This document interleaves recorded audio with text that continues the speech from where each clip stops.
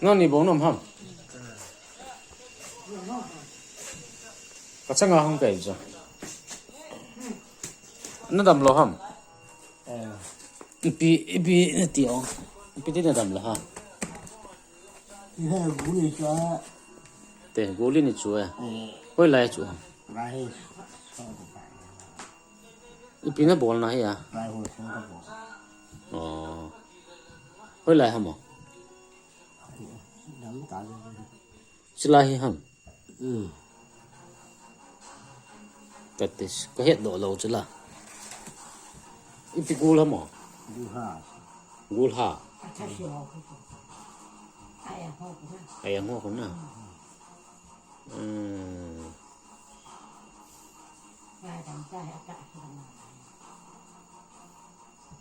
tu lại nên làm lẽ tu lại nên là phá hầm bố sĩ có sĩ hầm lúc cái trò lấy cái đào cả số cái tiếng như thế này đào thì quan hệ của tăng của cái này là cái gì mà cái trò thì luôn à gỗ lên là chủ họ cho cái gì hay anh à ai bằng ai nông chủ adam hiện tiệp tập bằng cái gì là nó không sẽ bao gồm mà cái hông lệ cái hông phá bể chứ đây là gỗ lên là cho chơi piano cái gì nằm mà cái gì thì anh thòng cổ này khá cổ anh thòm phá hầm dù khá cổ thì mong kia là à sạch kia là cái chỗ sợ là chúng ta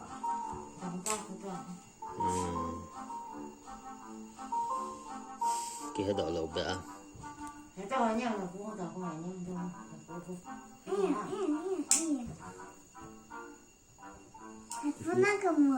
cái này tối này nè vấn đề lên là con có không phạm mày mày chứ mà là tụ phá hầm cái chả cái tu nó tụ rồi nè nó mấy cha hay pasal cha cái pasal chan nè nó min piao nó min pi tay lâm ngày thính acha school là cái ta ra nó xí mà class ra này ta nó lại cái này cái bận nó lại nè quay lại nó cái mi cái na nè mi cái na nó cái nè đi ta sẽ vang chứ nó hoa khoan nè sao nè hả sao nè ê lôi đông đông hoa tóc nó pupu te film này vậy nè pupu nó mua gì lại không chú có hâm lệ cho ni bảo bối tới kilo này anh hiện nào mà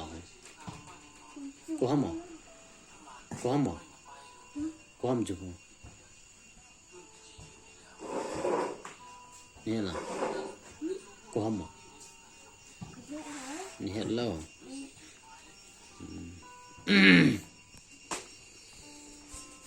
lâu đông này cái dân đi lâu nè phải không đây là to nó đầm món nó chơi bì ha cái bì tí là đầm món ha cối nó ôi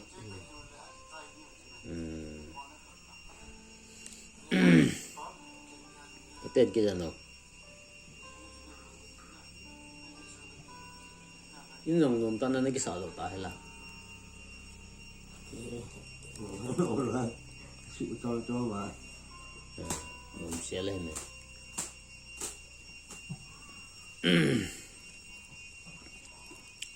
tôi lại pin nó bỏ gì không thì bỏ đi bỏ tôi lại